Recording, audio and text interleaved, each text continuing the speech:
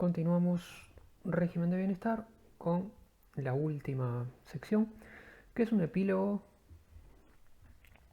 repasando una comparación de resultados de cada uno de los regímenes y sobre todo pasando a tratar cómo aplicar este tipo de esquemas a cualquier política y a cualquier contexto de país, sobre todo pensar cómo ver el desarrollo de políticas sociales en Uruguay en función de este tipo de claves. Respecto a la tabla comparativa con la que comentaba que quería empezar, bueno, simplemente resumir los tres tipos de régimen de bienestar que vimos con la descripción de Spin-Andersen, socialdemócrata, conservador y liberal. Le puse allí abajo de cada uno las claves de intervención de cada régimen. El modelo socialdemócrata basado en el Estado como protagonista del régimen con políticas de carácter universalista, o sea, estatal y estatal en una modalidad universalista. El conservador con clave en el Estado, pero en una modalidad distinta, corporativa, y a su vez con un complemento importante en familias, por todo lo que estuvimos viendo antes en la descripción de este régimen.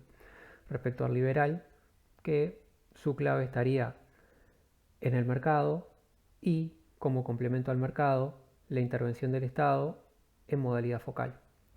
También queda claro en la descripción de Spin-Andersen que si uno pensara en términos de un espectro ideológico de posicionamiento de estos distintos regímenes, en la clasificación a nivel de los países desarrollados de Spin-Andersen, el modelo socialdemócrata tiende a identificarse con la izquierda, el modelo conservador tiende a identificarse con el centro del espectro político, fundamentalmente con la democracia cristiana, y el régimen liberal con la derecha liberal.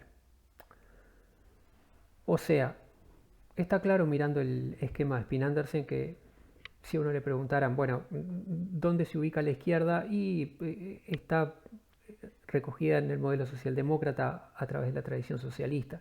¿Y dónde se ubicaría la otra punta del espectro en términos de desarrollo de políticas sociales? En el pensamiento liberal que buscaba reducir la intervención estatal al mínimo posible.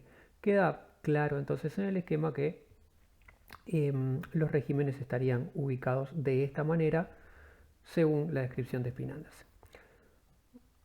Agregaba esto a lo que ahora voy a volver en un ratito, una comparación de resultados que el propio Spin-Andersen hace en una tabla parecida a esta al cierre del texto. En cuanto al grado de desmercantilización, ¿a qué vamos con desmercantilización? A qué tanto se separa la situación de la persona, la situación de coberturas sociales de la persona, de su posición en el mercado. El modelo socialdemócrata, el régimen socialdemócrata, sería el que tiene una tasa de desmercantilización más alta, un nivel de desmercantilización más alta, en el sentido de que, plantea Spin-Andersen, queda más distante la situación de cobertura que tenga la persona de la ubicación de la persona en el mercado. De, por ejemplo, de si tiene ingresos en el mercado o no y cuántos. Por aquello de que las políticas se construían de manera igual para todos, más allá de cuál fuera su situación de ingresos.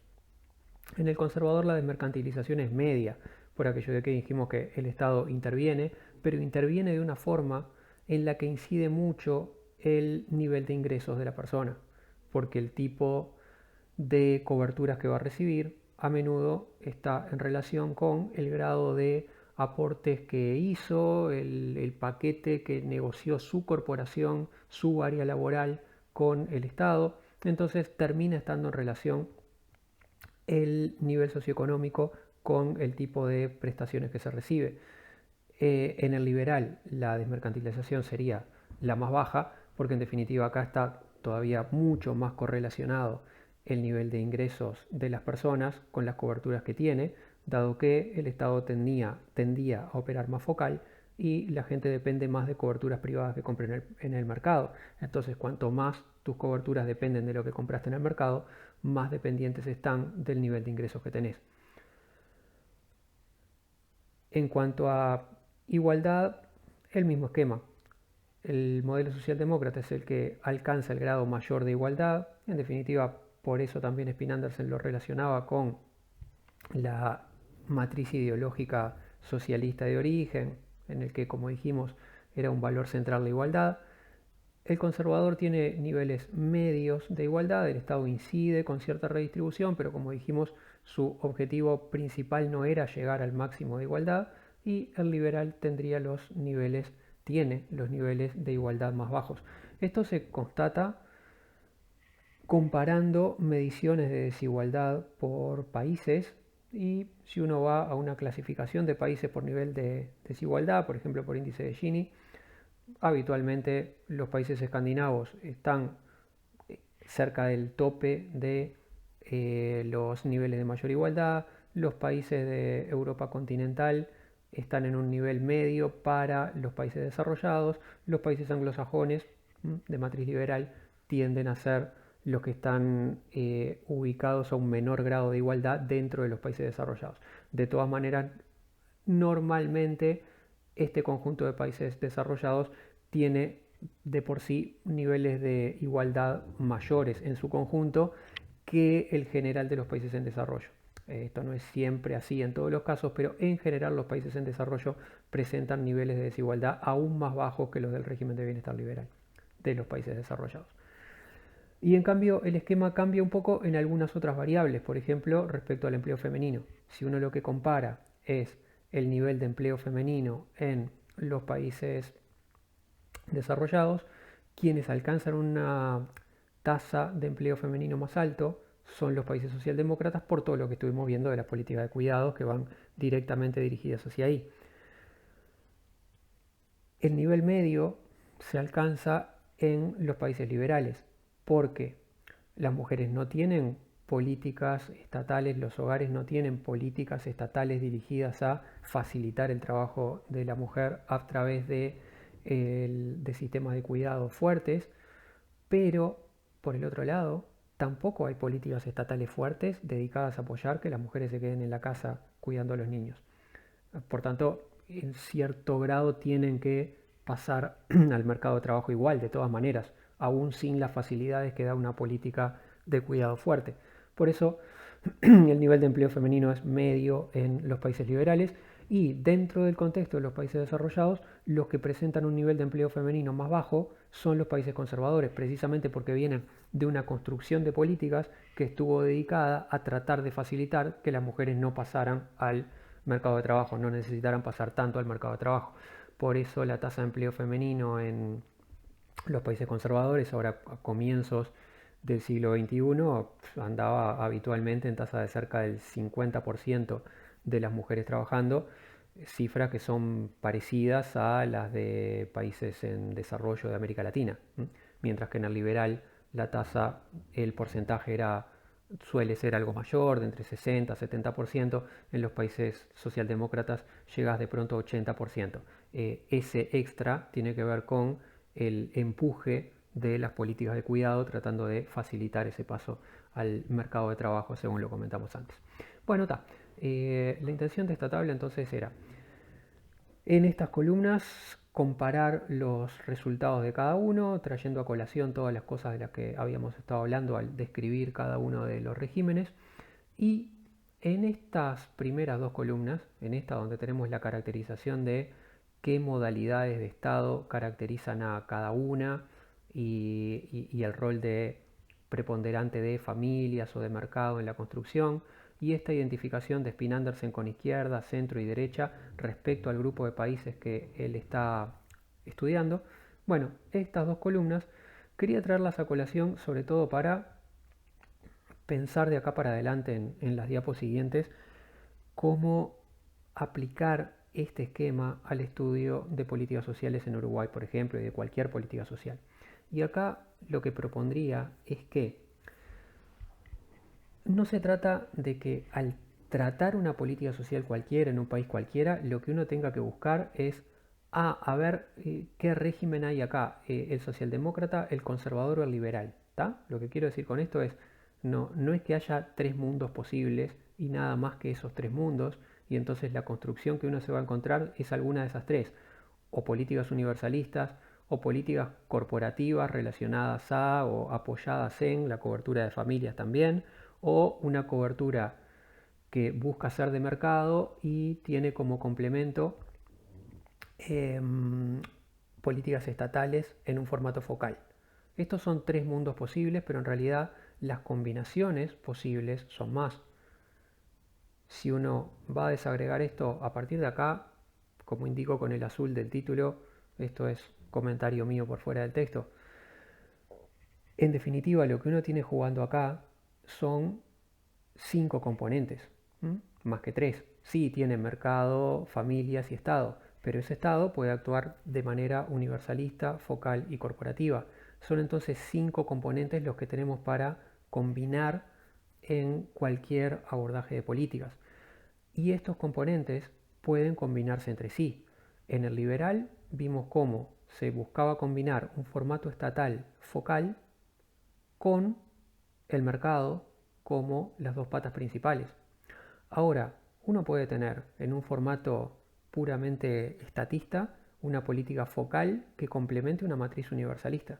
¿Tá? Por ejemplo, políticas universalistas que estén abiertas a toda la población, ejemplo, lo que uno tiene en el sistema educativo habitualmente, y pensar en desarrollar además políticas focales que apoyen el tránsito de la población más vulnerable por esa política, que busquen favorecer el enganche de la población más vulnerable a esa política. Por ejemplo, para el caso educativo, políticas entonces focalizadas que se dediquen a complementar y favorecer el enganche en la matriz universalista. O por el contrario, uno puede tener una matriz corporativa con prestaciones de política social basadas en la posición de uno o de un integrante de su familia en el trabajo formal y esto especialmente para países donde hay una tasa de informalidad muy alta y entonces la matriz corporativa no va a llegar a todo el mundo porque no todos los trabajadores son formales, tener que desarrollar entonces un componente focal como complemento al corporativo para cubrir a la población más vulnerable que no está en trabajo formal, por tanto no te va a quedar comprendida en las coberturas corporativas. ¿Tá? Entonces, esto lo digo para subrayar que no necesariamente políticas focalizadas es igual a esquema liberal, pensamiento de derecha y relación a políticas focalizadas y mercado. Políticas focalizadas y mercado es una combinación, otra podría ser políticas focalizadas y políticas universalistas, otra políticas focalizadas y políticas corporativas. Vuelvo entonces a la conclusión de que el escenario que uno se puede encontrar en cualquier política social es una combinación de estos 5 elementos y hay que ver qué se encuentra en cada país para la política social específica que uno trate. En ese sentido, lo otro que plantearía es, y volviendo un instante para atrás, no matrizarse demasiado la visión en términos de que la izquierda va a tener una posición socialdemócrata, la democracia cristiana de centro será la representante de posiciones conservadoras y la derecha va a plantear formatos del tipo que vimos descrito en el régimen liberal. En realidad, este es el esquema que Spin-Andersen plantea para clasificar los países desarrollados en las políticas que él trabaja, pero en definitiva uno puede encontrarse variantes de derecha o de izquierda que jueguen con combinaciones distintas, o sea, no necesariamente la izquierda va a ser siempre puramente universalista. No necesariamente los actores políticos de izquierda, los grupos sociales, los sectores sociales que votan a la izquierda, necesariamente van a estar pensando siempre en formatos universalistas como sus formatos preferidos.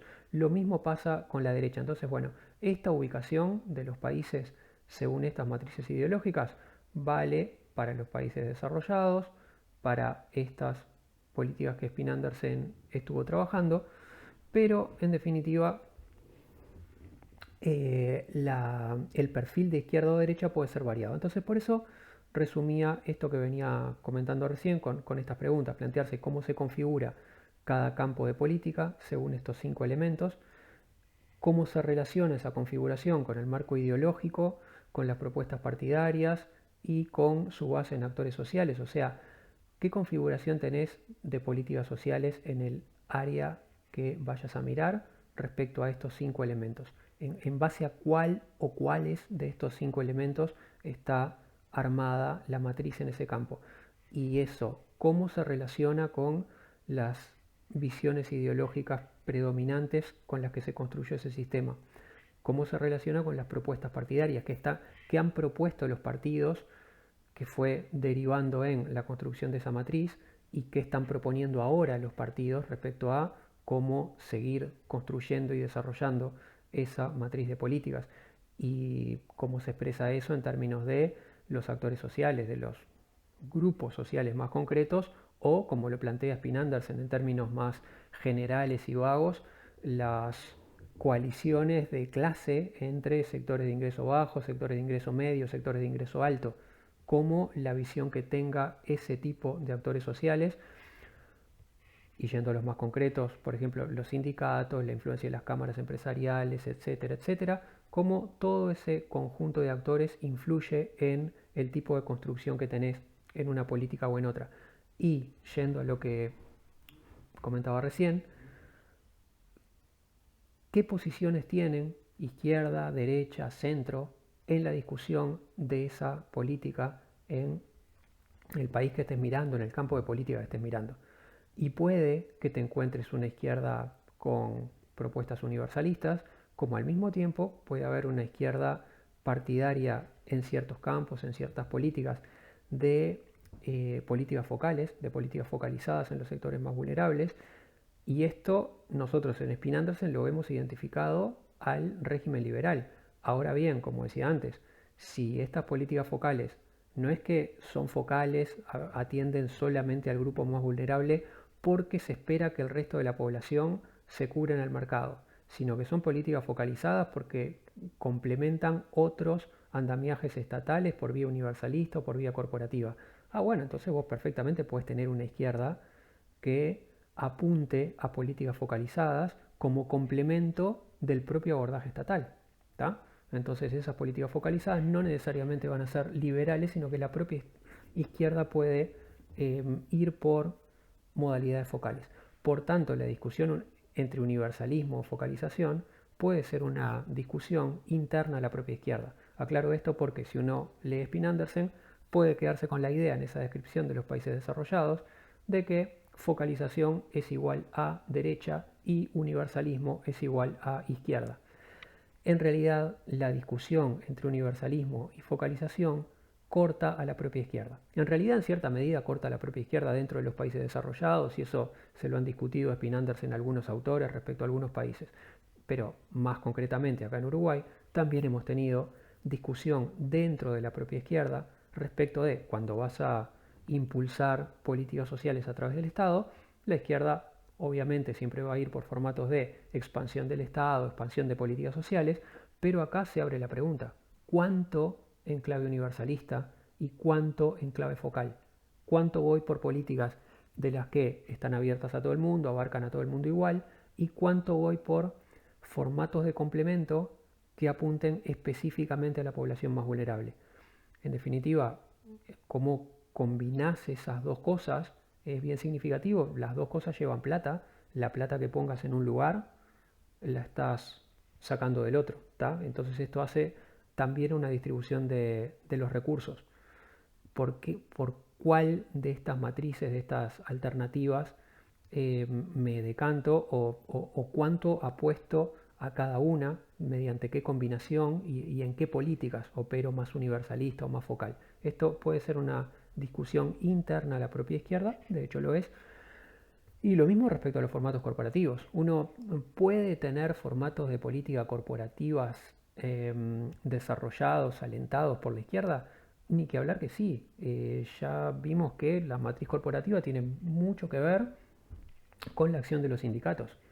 Si las políticas corporativas son las que plantean la cobertura por área de trabajo, por negociación entre el Estado y los representantes de esa área de trabajo formal, bueno, pues la construcción sindical tiene mucho que ver en todos los países con la estructura corporativa. Así que perfectamente puedes tener una izquierda de talante, de tono corporativo fuerte en algunas de las políticas, en algunas de las matrices. ¿Tá? Así que no solo tenés 5 elementos a combinar de muy diversa manera según el escenario, según las políticas, según el país, según los actores que estén influyendo, sino que además cómo operan esos elementos puede ser bastante variado, incluso dentro de la izquierda, dentro de la derecha en un país. Para la derecha un poco lo mismo, porque podrás tener, dependiendo del país o dependiendo de la política dentro de un mismo país, como puede ser el caso nuestro, y hasta dependiendo de la época y del periodo histórico. Puedes tener una derecha que esté pensando en términos más focalizados en algunos momentos, como puedes tener una derecha más corporativa, una derecha más conservadora, puede que vaya más por elementos corporativos, una derecha liberal más al tipo de la que describe Spin Andersen, por formatos más focalizados y buscando complementar esto con mercado. Y a su vez, también la derecha, en tanto, va a tender a pensar en sus formatos más liberales en contener el gasto del Estado. Muchas veces la opción va a ser, bueno, no, Estado no, desarrollo de políticas para esto no, mejor que esto quede en manos de familias y mercado. Así que bueno, como cada actor, cada partido de izquierda o derecha combina estos elementos, es una cosa que hay que desentrañar respecto a cada periodo histórico, respecto a cada escenario y respecto a cada política. Cada vez que se propone algo, y esto es la idea con la que quería terminar y aplicarlo ahora a algunos de los casos que mencionaba por allí, cada vez que uno escucha proponer una cierta política, en definitiva lo que está escuchando es a alguien que hizo una cierta priorización de dos cosas, de la población prioritaria a la que interesa más agregar ciertas coberturas, y de ahí la propuesta, y una priorización de formato, una elección de formato. O sea, viniendo para atrás a la listita de elementos. Uno mirando desde fuera y desde lejos de estos temas, el escenario de construcción de políticas sociales, siempre pensaría, bueno, las políticas sociales son cosas buenas y toda propuesta de política social siempre es para ayudar a los demás, para ayudar a la gente y está bien y ta. Y uno puede escuchar propuestas de política social así como ta, ok, sin cuestionarse mayormente el asunto, en tanto son cosas razonables y positivas de desarrollar en el marco de un país cualquiera y de un cierto escenario político.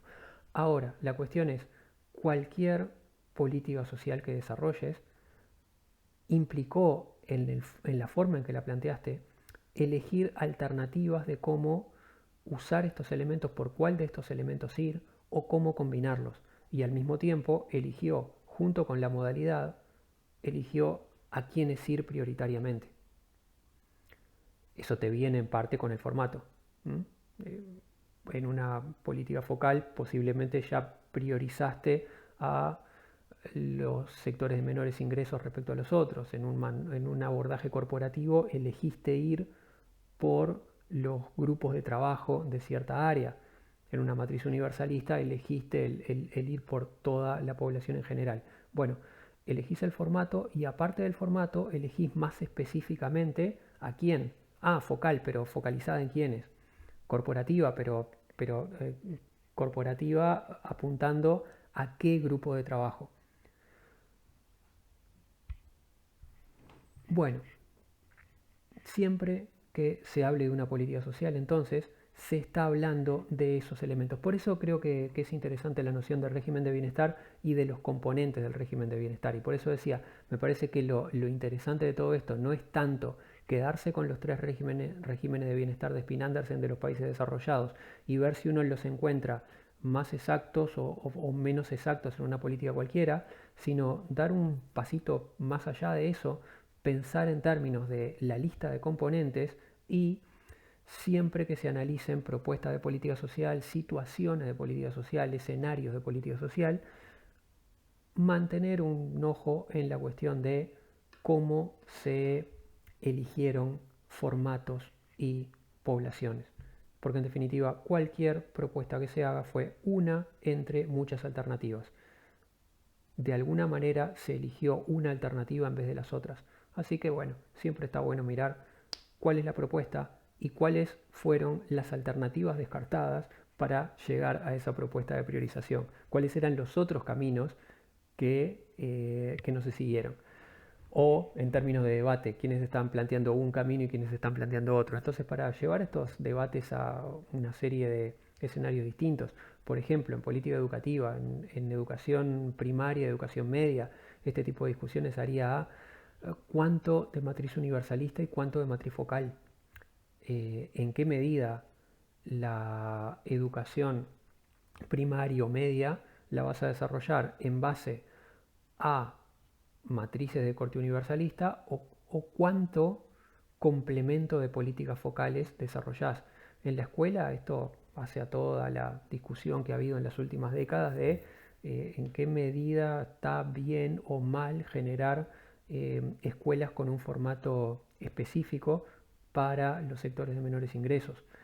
En la educación media esto hace a, por ejemplo, que tanto desarrollo tienen los complementos focales que hoy conocemos, por ejemplo, las transferencias, los programas que apoyan con cierta plata a los chiquilines que puedan tener dificultades para continuar los estudios, para que continúen. Entonces, una de las discusiones y una de las cuestiones a ver en el desarrollo de ese escenario es, bueno, ¿qué tanto fortaleces ese esquema de pequeños instrumentos focales que hay en la educación media complementando a la matriz universalista general?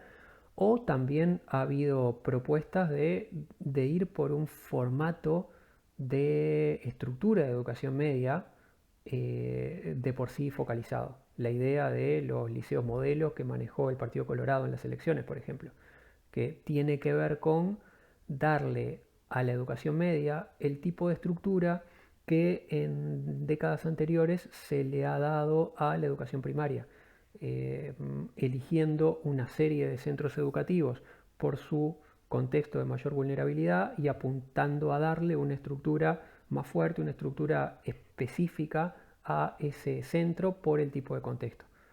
Bueno, en términos de política de salud, esto hace, por ejemplo, a alternativas respecto a si se trata de ir hacia una política de salud cada vez más universalista o se opera por vía corporativa. Uno puede avanzar hacia escenarios algo más universalistas o algo más corporativos de manera alternativa, ¿tá? No es que esto sea un camino u otro, sino que más bien hay distintas estrategias para llegar a un lugar u otro. Pero, por ejemplo, y sintetizándolos en dos formas bien distintas,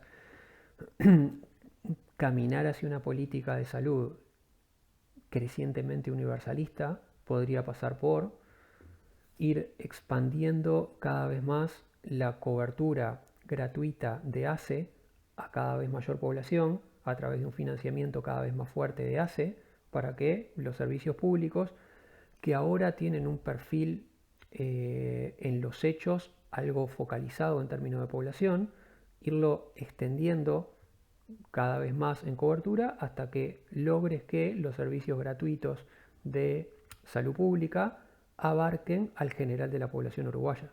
Bueno, este tipo de escenarios, que son los característicos de política de salud universalistas, podrían ser un escenario al que eventualmente llegaras, podría ser una ruta que eventualmente tomaras si optaras por ese tipo de camino, ese tipo de estrategia.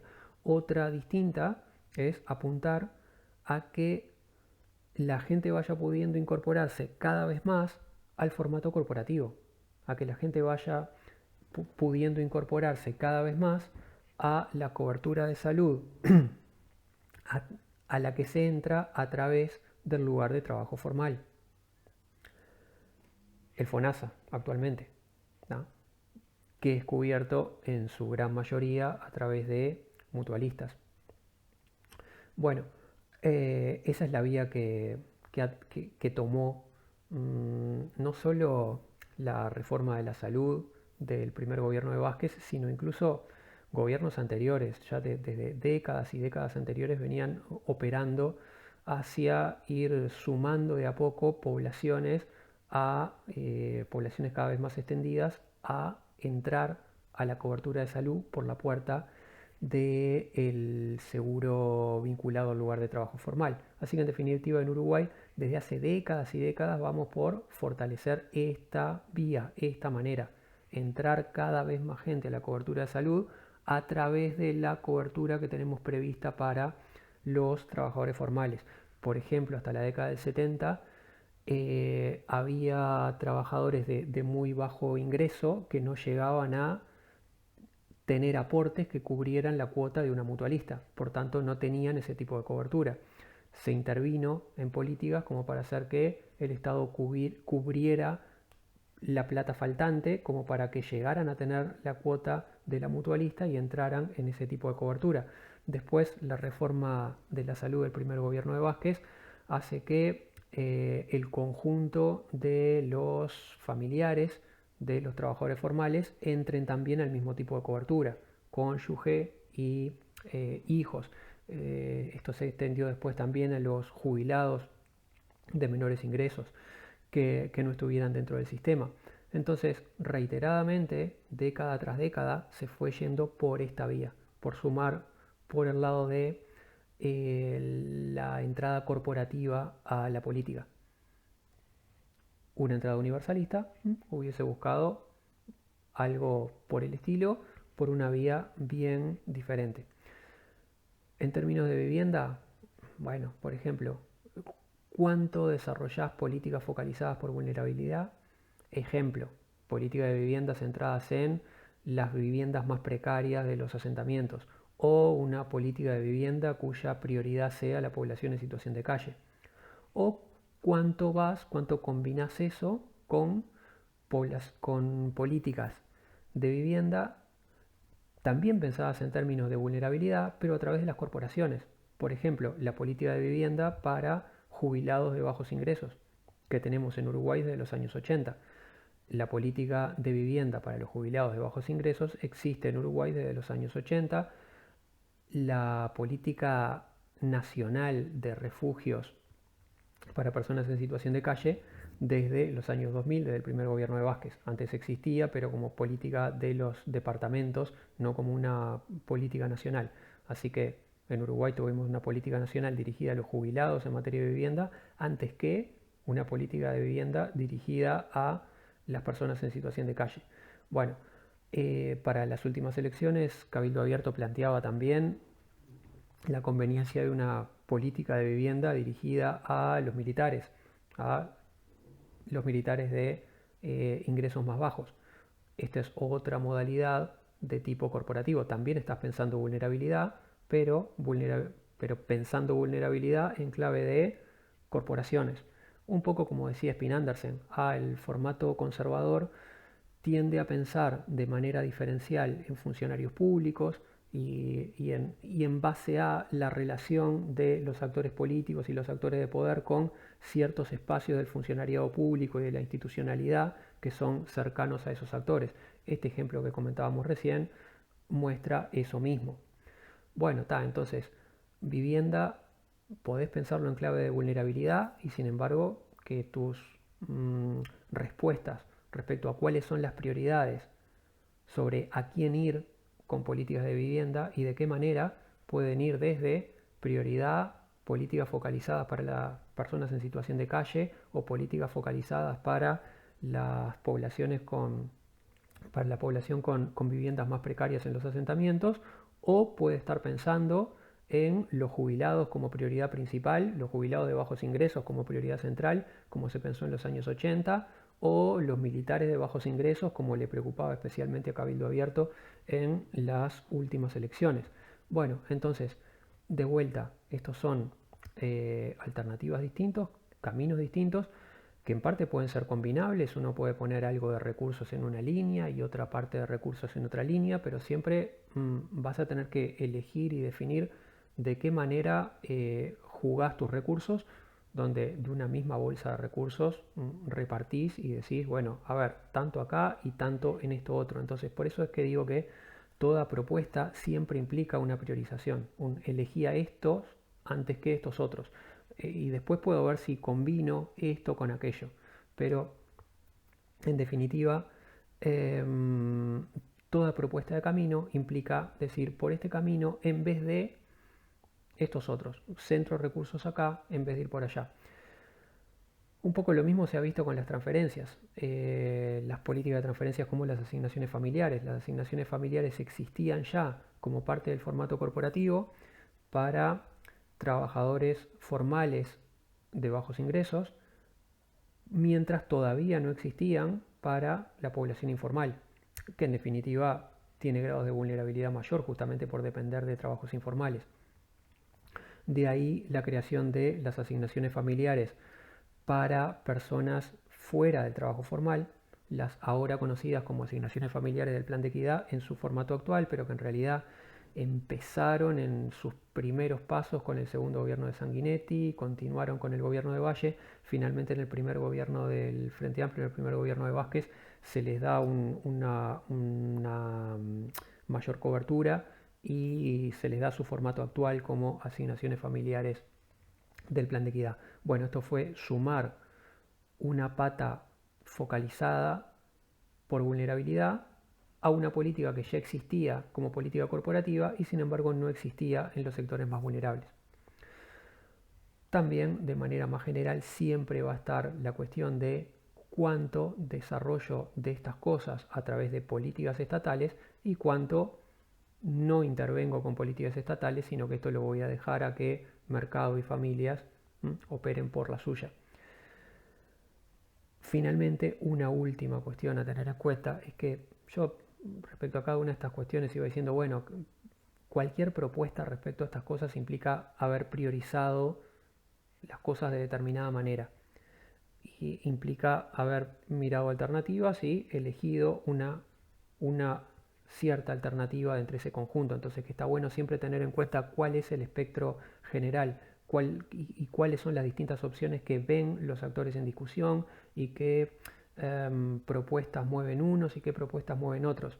De todas maneras, otra cuestión es qué tan integradas están esas prioridades o qué tan desagregadas aparecen. Lo que quiero decir con esto es que uno podría pensar, bueno, entonces lo que voy a ver acá, por ejemplo, a través de la acción de un cierto gobierno, es una priorización bien clara y marcada de una cierta estrategia en políticas educativas, en políticas de salud, en políticas de vivienda, respecto a cuáles son las poblaciones priorizadas y cuál es el formato priorizado.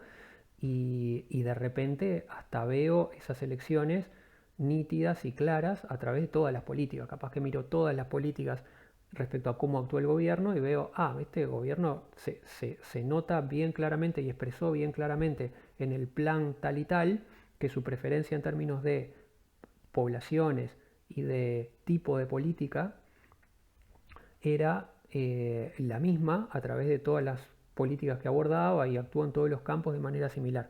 Bueno, eso no suele suceder, puede suceder a veces, pero esos escenarios tan explícitos de prioridades bien integradas en el conjunto de las políticas y expresadas a través de un plan global y tal, no es el escenario más común. Lo más común es que en cada uno de estos campos se vaya operando, se vaya avanzando por elementos sueltos que suma un actor por aquí, un actor por allá. Determinada institución tiene esta propuesta y mueve esto por aquí, mientras en otra institución se está moviendo una propuesta en paralelo de otra manera, con otra matriz de políticas y dirigida a otra población. Y muchas veces esos distintos esfuerzos no están demasiado conectados entre sí, a veces no tienen una lógica de calce muy claro entre uno y otro. ¿Tá? Entonces, también es importante, también es interesante repasar la situación de cada política en cada momento, cuáles son las propuestas que se están haciendo, quiénes están haciendo esas propuestas, desde qué lados distintos de la institucionalidad y de los actores sociales se mueven esas distintas propuestas, porque en definitiva, muy probablemente, esos cambios, esas transformaciones operen de manera desagregada en cada política a través de distintos actores e instituciones, lo que tengas entonces no es tan claramente una política muy clara y explícita, sino un montón de pequeñas políticas en paralelo que vienen dadas de distintos puntos. Entonces vas a tener que desentrañarle la lógica, preferencia y planteo de población y formato a cada una de esas pequeñas políticas paralelas que uno encuentra funcionando dentro de cada campo. Bueno, así que con esto, todo esto sería muy asunto como para discusión del foro. No sé en qué medida lleguemos a tener tiempo de discutir todas estas cosas para ejemplos de Uruguay respecto a cada campo de políticas en el foro, porque ya se nos va terminando el semestre. Así que, por las dudas, como el semestre ya se nos termina, quería pasar por indicar todos estos campos posibles y todas estas discusiones posibles. Si no las llegamos a ver en el foro, entonces queda como tema para tener en cuenta ustedes cuando vean de aquí para adelante desarrollarse el debate sobre políticas sociales en cada uno de estos campos, tener siempre en cuenta las distintas matrices con las que se puede operar y que toda propuesta, todo debate que uno vea desarrollándose tiene que ver con priorizaciones de población y de formato, y entonces, bueno, ver cuáles son esas prioridades de población y formato que cada uno hace, por qué y cuáles serían los argumentos para ir por caminos alternativos.